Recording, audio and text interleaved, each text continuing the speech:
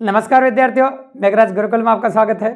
और आज जो वीडियो हम रीट वाले विद्यार्थियों के लिए लेके आए हैं वो नया टॉपिक है आपका क्षेत्रमिति, जिसमें अपन बात करेंगे आपके सामने समतलीय आकृतियों का परिमापीय क्षेत्रफल। तो समतलीय आकृतियों का परिमापीय क्षेत्रफल कैसे क्वेश्चन एग्जाम में पुटअप किए जाते हैं, कैसे कैसे आ चुके हैं, कैसे कैसे आने वाले, सबके बारे में चर्चा करेंगे। डिटेल में एक एक आकृति के बारे में बात करेंगे। टॉपिक है आपका क्षेत्रमिति या फिर एरिया कह सकते हो आप, यह समतलीय आकृतियों का परिमापीय क्षेत्रफल। तो आज के वीडियो के माध्यम से हम पहले आकृति जो सबसे ज़्यादा क्वेश्चन पुटअप किए जाते हैं वह है आपका त्रिभुज, क्योंकि त्रिभुज एक नहीं पांच होते हैं, और जो आयत है, वर्ग है, वर्त है, ये सब तो एक एक होते हैं दोस्तों। तो अपन एक एक वीडियो में दो भी कवर कर सकते हैं, लेकिन अपन त्रिभुज की बात करेंगे तो आज की क्लास में सिर्फ त्रिभुज कंप्लीट करेंगे। तो अगर आज की क्लास आप एंड तक देखते हैं दोस्तों, तो त्रिभुज पर आधारित कोई भी सवाल अगर आपके एग्जाम में आता है तो गलत नहीं होगा, 100% सही कर पाएंगे दोस्तों। तो पहले हम त्रिभुज के बारे में जानकारी लेंगे और फिर त्रिभुज से रिलेटेड क्वेश्चंस के बारे में जानकारी लेंगे दोस्तों। तो पहले अपन त्रिभुज के बारे में जान लें। टोटल 5 त्रिभुज होते हैं। और त्रिभुज क्या होता है? 3 भुजाओं से घिरी हुई बंद आकृति को हम त्रिभुज कहते हैं। और त्रिभुज पर आधारित प्रश्न टाइप नंबर फर्स्ट के बारे में बात करें अपन, जिसमें अपन त्रिभुजों की चर्चा कर रहे हैं। तो पहला जो त्रिभुज है आपका, जो अपन काम में लेंगे, वह है आपका समकोण त्रिभुज। पहला जो त्रिभुज है आपका वो कौन सा त्रिभुज है? आपका समकोण त्रिभुज। और समकोण त्रिभुज उसे कहते हैं जिसका एक कोण 90 डिग्री का होता है। मतलब इसका एक कोण 90 डिग्री का होता है, और 90 डिग्री के सामने भुजा को कर्ण कहते हैं, और थीटा कोण के सामने भुजा को लंब कहते हैं, और तीसरी भुजा जो बचती है उसे हम आधार कहते हैं। पाइथागोरस ने इन तीनों भुजाओं के बीच में रिलेशन स्थापित किया, जिसे कहते हैं अपन कर्ण का स्क्वायर बराबर लंब का स्क्वायर प्लस आधार का स्क्वायर। तो कर्ण का स्क्वायर बराबर लंब का स्क्वायर प्लस आधार का स्क्वायर। तो यहाँ तीसरी भुजा दे रखी है आपको कर्ण, ये दे रखा है आपको लंब, और ये दे रखा है आपको आधार। तो कोई सी भी 2 भुजाएं देने पर आप तीसरी भुजा निकाल सकते हैं इसके माध्यम से। और दूसरी इंपॉर्टेंट चीज यहाँ पर काम आता है आपका परिमाप। और एक बात याद रखिएगा, जब तक हम ये चैप्टर पढ़ने वाले हैं, परिमाप के लिए कोई सूत्र आपको याद करने की जरूरत नहीं। परिमाप के लिए कोई सूत्र याद करेंगे अपन, क्योंकि परिमाप होता हो भुजाओं का जोड़। तो चाहे कोई सी भी आकृति हो, त्रिभुज हो, आयत हो, वर्ग हो, समचतुर्भुज हो, समांतर चतुर्भुज हो, कोई सी भी आकृति हो, जितनी भी भुजाएं आपको दे रखी उन सब भुजाओं को जोड़ दो, परिमाप आ जाता है। क्योंकि परिमाप का मतलब परिमिति, पेरीमीटर वगैरह करना, बाउंड्री करना, ये सब परिमाप का मतलब होता है कि चारों तरफ की जो बाउंड्री होती है वही परिमाप होती है। तो कोई सूत्र वगैरह याद करने की जरूरत नहीं है। तो इन तीनों भुजाओं को जोड़ दो, आधार प्लस लंब प्लस कर्ण, ये परिमाप हो जाएगा आपका। बिल्कुल सिंपल सी बात, जब भी कभी परिमाप पूछे आपसे समकोण त्रिभुज का तो आधार प्लस लंब प्लस कर्ण हो जाएगा। बस आपको एक ही चीज ध्यान में रखनी है इसके लिए, वह है क्षेत्रफल। और क्षेत्रफल आप अच्छी तरह जानते हैं। इसका क्षेत्रफल जो होता है वो होता है 1/2 आधार इंटू लंब, या तो आधार इंटू लंब कह सकते हो आप, या आधार इंटू ऊंचाई भी कह सकते हैं। या तो आप आधार इंटू लंब कहेंगे या फिर आधार इंटू ऊंचाई भी कह सकते हैं। ये हो गया आपका पहला त्रिभुज। और दूसरा जो त्रिभुज अपने काम आता है वह है आपका समबाहु त्रिभुज। दूसरा त्रिभुज आ जाएगा आपका समबाहु त्रिभुज। देखो जैसे नाम से लग रहा है, सम मतलब समान, भाव मतलब भुजाएं, त्रिभुज मतलब त्रिभुज। तो एक ऐसी आकृति जिसकी तीनों भुजाएं समान हो उसे हम समबाहु त्रिभुज कहते हैं। अब तीनों भुजाएं समान हो तो तीनों भुजाओं को समान करते, ये भी ए होगी, ये भी ए होगी, ये भी होगी। तो तीनों भुजाएं समान हो तो वो समबाहु त्रिभुज हो जाएगा आपका। बिल्कुल सिंपल सी बात है। और समबाहु त्रिभुज का परिमाप तो निकालना तुम्हारे लिए कोई बड़ी बात नहीं है। तो समबाहु त्रिभुज का परिमाप हो जाएगा आपका 3 है, मतलब भुजा का 3 गुना। सारी भुजाओं को जोड़ दो, परिमाप हो जाएगा।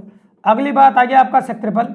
और क्षेत्रफल जो होता है वो थोड़ा सा ध्यान रखना पड़ेगा आपको, √3/4 भुजा का स्क्वायर, ये होता है इसका क्षेत्रफल।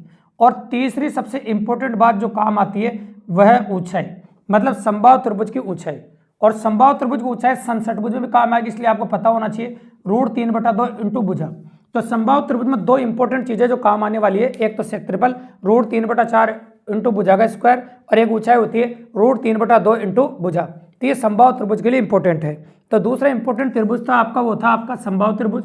और तीसरा त्रिभुज जो अपने काम आता है वो है समद्विबाहु त्रिभुज। तो सम मतलब समान, द्वि मतलब 2, और भाव मतलब भुजाएं। तो एक ऐसा त्रिभुज जिसकी 2 भुजाएं समान हो उसे हम समद्विबाहु त्रिभुज कहते हैं। ये बी और ये, ठीक है। तो अपन कह सकते हैं आपके सामने बी क्या है? समान भुजा, और ये क्या है? आपकी असमान भुजा। तो परिमाप तो आप कह सकते हैं कि a+2b हो जाएगा। और इसका क्षेत्रफल आपको जरूर याद रखना पड़ेगा, a/4 √4b² माइनस a², ये इसका क्षेत्रफल होता है। और ये हो गया आपका परिमाप। वैसे एक बात आपको पहले ही बता दिया कि एग्जाम की अगर बात करें तो इंपॉर्टेंट त्रिभुज है आपका समकोण त्रिभुज, समबाहु त्रिभुज, और एक एंड में आएगा। तो इससे जो क्वेश्चन पुटअप किए जाते हैं वो कम किए जाते हैं, क्योंकि लॉजिकल पेपर आजकल एग्जाम में देखने को मिलते हैं, फॉर्मूला बेस्ड क्वेश्चन जब आता है तब इसका सवाल पॉसिबल है। देखो ये सबसे इंपॉर्टेंट बात है, लेकिन आगे काम आ जाता है इसलिए बताया आपको। देखो इसके बाद जो चौथा त्रिभुज आपके सामने निकल के आता है वो होता है आपका विषमबाहु त्रिभुज। तो विषमबाहु त्रिभुज कौन सा है, नाम से लग रहा है। देखो विषम मतलब असमान, भाव मतलब भुजाएं, और त्रिभुज मतलब त्रिभुज। तो एक ऐसा त्रिभुज जिसकी तीनों भुजाएं असमान हो, एक ऐसा त्रिभुज जिसकी तीनों भुजाएं क्या हो, असमान हो, वैसे विषमबाहु त्रिभुज कैसे, जैसे ए, बी और सी। इसके लिए पहले एस निकालेंगे। एस का मतलब होता है परिमाप, है ना, अर्ध परिमाप होता है। और परिमाप तो आप जानते हैं, तीनों भुजाओं को जोड़ दो, परिमाप हो जाएगा ए प्लस बी प्लस सी। तो तीनों भुजाओं को जोड़ परिमाप है, और ए से अर्ध परिमाप, तो अर्ध परिमाप होता है परिमाप का आधा। तो ए प्लस बी प्लस सी बटा दो, बस परिमाप तो आपको बता ही दिया। और क्षेत्रफल आप इसके हीरो के सूत्र से निकाल सकते हैं, बचपन में पढ़ा होगा आपने, एस माइनस ए, एस माइनस बी और एस माइनस पी।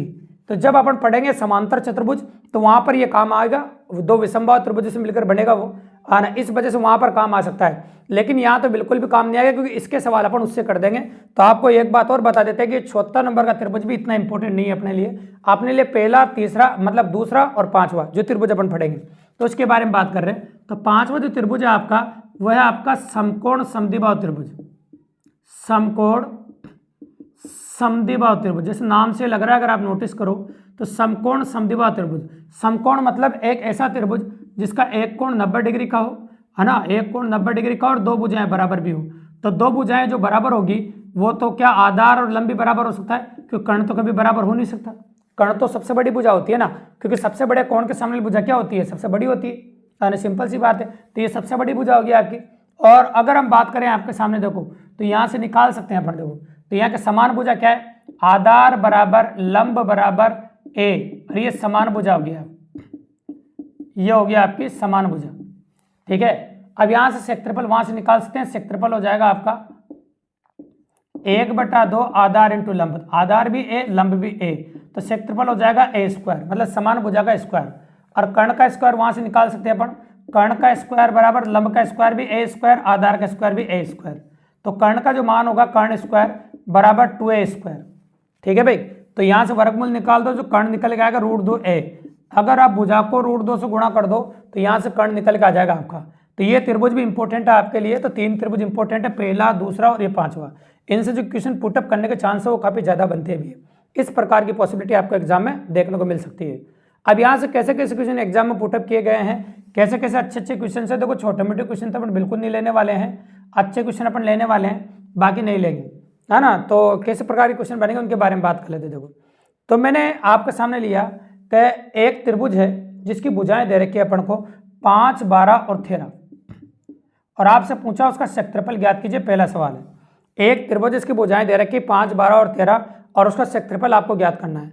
तो भैया जिसमें पाइथागोरस प्रमेय लग जाए वो एक समकोण त्रिभुज होता है। और आप जानते हैं लंब का स्क्वायर प्लस आधार का स्क्वायर बराबर कर्ण का स्क्वायर हो रहा है। इसका मतलब इसमें पाइथागोरस प्रमेय लग रही है। तो पाइथागोरस प्रमेय जब इसमें लग रही है आपके, तो अपन कह सकते हैं आपके सामने कि ये इन दोनों में से ये दोनों आधार और लंब है। कौन सा आधार कौन सा लंब मुझे कोई फर्क नहीं पड़ता है, लेकिन ये दोनों आधार लंब है क्योंकि ये कर्ण है। तो क्षेत्रफल आप समकोण त्रिभुज वाले सूत्र से निकाल सकते हैं एक लाइन के अंदर। तो क्षेत्रफल होगा आपका 1/2 आधार इंटू लंब, ये 2 से काट दिया 6 बार, तो ये हो जाएगा 30 वर्ग मीटर। सिंपल सी बात, अगर मीटर में दे रखा 30 वर्ग मीटर क्षेत्रफल हो जाएगा एक लाइन में। चाहो तो इस सवाल को आप विषमबाहु त्रिभुज से भी कर सकते हो एस निकाल के, लेकिन टाइम थोड़ा ज्यादा लग जाएगा भैया, और टाइम को बचाने के लिए अपन ने इसको समकोण त्रिभुज से किया है। ठीक है भाई, अब आ जाता है अपन क्वेश्चन नंबर 2 पे। मैं ये कह रहा हूँ आपके सामने कई बार क्या होता है कि जैसे समकोण त्रिभुज होता है तो कई बार अनुपात दे देता है अपन को, तो वहां से तुलना करने पे क्वेश्चन बन जाता है समकोण त्रिभुज पे। वो कैसा बनेगा देखो सुनो, मैं ये बोल रहा हूँ आपके सामने कि देखो पहले त्रिभुज का क्षेत्रफल होगा 1/2 आधार इंटू ऊंचाई, और दूसरे त्रिभुज का क्षेत्रफल होगा 1/2 आधार इंटू ऊंचाई। अब पहले त्रिभुज के क्षेत्रफल में दूसरे त्रिभुज के क्षेत्रफल का भाग लगा दो तो क्षेत्रफलों में अनुपात आ जाएगा। देखो तो ये तो हो गया आपका आधारों में अनुपात और ये हो गया ऊंचाइयों में अनुपात। अब यहाँ 3 अज्ञात अनुपात हो गया, अगर नोटिस करो तो आप, क्षेत्रफलों में अनुपात, आधारों में अनुपात, ऊंचाइयों में अनुपात। इनमें से कोई से भी 2 अनुपात देने पर आप निकाल सकते हैं। तो क्षेत्रफलों में अनुपात दे रखा, मान लीजिए आपको 20:25, और ये दे रखा आपको 4:5 आधारों में अनुपात, और आपसे पूछा है ऊंचाइयों में अनुपात ज्ञात कीजिए। तो ऊंचाइयों में अनुपात निकालना हमारे लिए कोई बड़ी बात नहीं, काट सकते हैं अपन। तो 4 से काट दीजिए 5 बार, और 5 से भी कट जाएगा आपका 5 बार, अब देखो अगर काटोगे तो 5 से 5 कट जाएगा एक बार, तो ऊंचाइयों में जो अनुपात आ जाएगा वह 1:1 आ जाएगा, बिल्कुल सिंपली और काफी इजीली, बिल्कुल इजीली अपन क्वेश्चन कर सकते हैं आपके सामने। ठीक है, तो चलो एक और भी छोटा सा सवाल ले लेते हैं अपन, यहां से ले लेते हैं। एक समकोण समद्विबाहु त्रिभुज से क्षेत्रफल 8 वर्ग मीटर है ना, तो इसका परिमाप ज्ञात कीजिए। कर सकते हैं या कुछ और भी पूछ ले, जैसे क्षेत्रफल दे रखा तो भुजा ज्ञात कीजिए, तो पहले भुजा की बात कर लेते हैं, या फिर कर्ण ज्ञात कीजिए, दोनों में से कुछ भी पूछ लेते, पहले भुजा निकाल लेते हैं। तो क्षेत्रफल क्या होता है 1/2 भुजा का स्क्वायर बराबर 8, तो ये 8 इधर गुणा हो जाएगा 16, तो a स्क्वायर बराबर 16, मतलब a बराबर आ जाएगा आपका 4। अब भुजा 4 आ गई तो कर्ण निकालना तुम्हारे लिए कोई बड़ी बात नहीं, कर्ण हो जाएगा √2 को भुजा से गुणा कर दो तो 4√2 मीटर, अगर मीटर में दे रखा है तो ये आपका कर्ण हो जाएगा। इस प्रकार के और भी क्वेश्चंस आप मेरा टेलीग्राम चैनल का लिंक डिस्क्रिप्शन में डाल दूंगा, मैं मेघराज गुरुकुल के नाम से टेलीग्राम चैनल है, वहाँ पर मैथ बुक के नाम से फाइल है, तो उसमें आप जाके एरिया के अलग से सीट है, क्षेत्रफल के नाम से, एरिया के नाम से, तो उसमें जाके आप क्वेश्चंस कर सकते हैं। अपडेटेड क्वेश्चन से 2024 तक के आप वहाँ से क्वेश्चन करें, जो जो क्वेश्चन आप नहीं आए तो मुझसे डायरेक्टली भी आप कमेंट बॉक्स में कमेंट करके भी क्वेश्चन पूछ सकते हैं दोस्तों। तो ये मैटर था आपका त्रिभुज पर आधारित प्रश्नों का, और त्रिभुज पर आधारित प्रश्न इस मैटर पर आते हैं दोस्तों। अगर वीडियो पसंद आया, आपको वास्तव में नॉलेजेबल लगा हो, तो देखो चैनल को सब्सक्राइब करना बिल्कुल ना भूलें, ताकि इसी प्रकार के बेहतरीन वीडियोज हम लाते रहें और आप अच्छे से तैयारी फ्री ऑफ कॉस्ट आराम से यूट्यूब के माध्यम से अपनी तैयारी को बेहतर अंजाम दे सकते हैं दोस्तों। धन्यवाद।